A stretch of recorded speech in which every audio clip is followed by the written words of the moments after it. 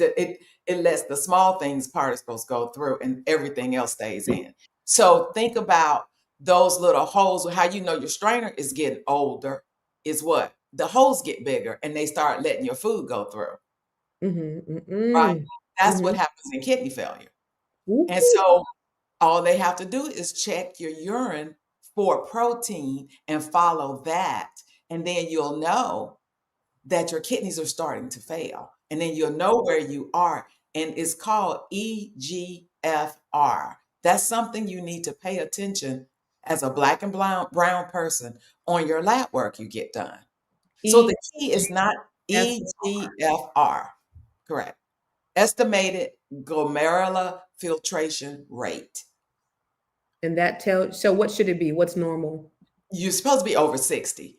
Okay. So the thing is, if you start getting around in the 40s, and so how you go down is what tells you what level, whether you grade 1, grade 2, grade 3, grade 4. Now, as you get over the age of 50, you tend to lose some kidney function because it's just like an old car. It doesn't run as well as a young car. Right, right, No, right. but it should still be within the range where it's working well and you're not spilling protein. Whew.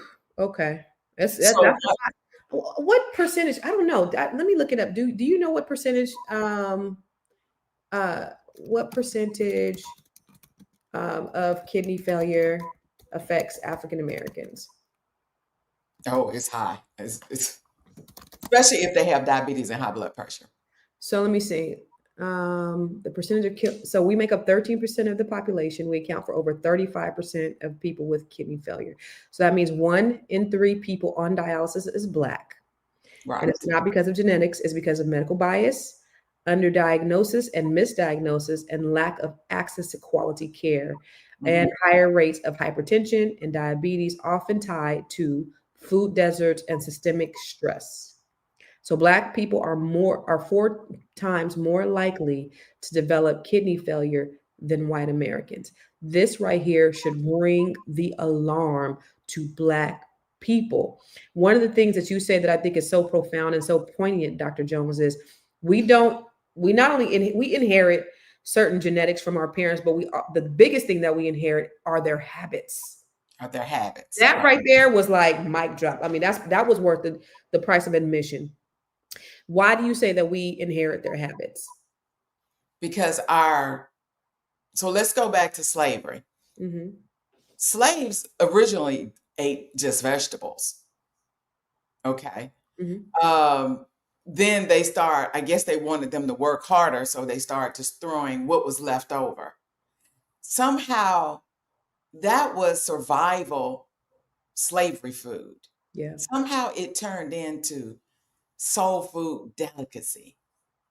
It was the leftover junk of the animals that was thrown to us. So we did what we always do. We make the best with what we have and Yeah. we made it tasteful. Yeah. But also back then it wasn't any processed food, fried food, all of that that's added. So roll ahead. Now we are stuck in eating the same way. And if you notice, from in slavery time, they died early because they were overworked. Hmm. Now you add in obesity, lack of movement. People sit down and don't do any exercise and eating this food, and add in preservatives, fats, all these animal products, meat, um, um, milk, cheeses, and now you're just overloading the body and clogging up our arteries. These same arteries that you're clogging up have to supply, number one, your kidneys, your heart, and your brain. But it's trying, is the blood supply going through is got all this stuff. And so it's trying to get through.